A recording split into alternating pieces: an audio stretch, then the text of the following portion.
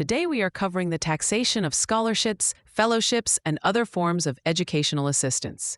The exam will test your ability to distinguish between tax-free and taxable portions of these awards. A scholarship or fellowship grant is tax-free only if you are a candidate for a degree at an eligible educational institution.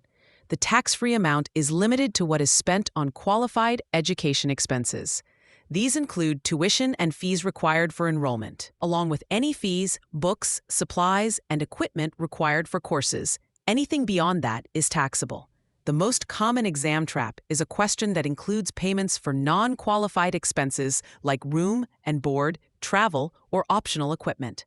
For instance, a student at a university receives a $25,000 scholarship. $20,000 is used for tuition and required books, and $5,000 is a stipend for room and board. The exam will ask for the taxable amount of the scholarship.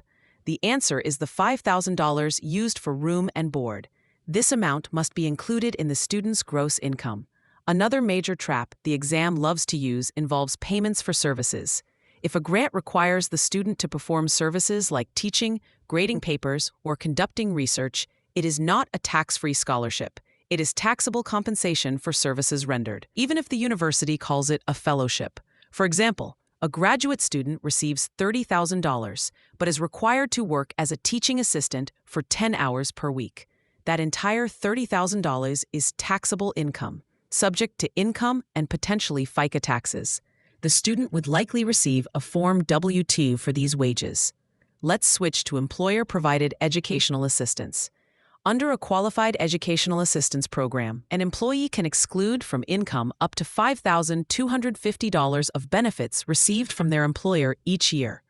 The exam will give you a number and ask you to calculate the taxable portion. For example, an employer pays $7,000 for an employee's graduate school tuition under a qualified plan. The employee can exclude the first $5,250. The remaining $1,750 is taxable income and must be included in the employee's wages on their Form W-2.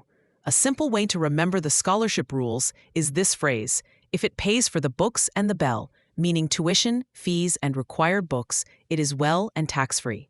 If it pays for your bed and your bread, meaning room and board, it is taxed instead.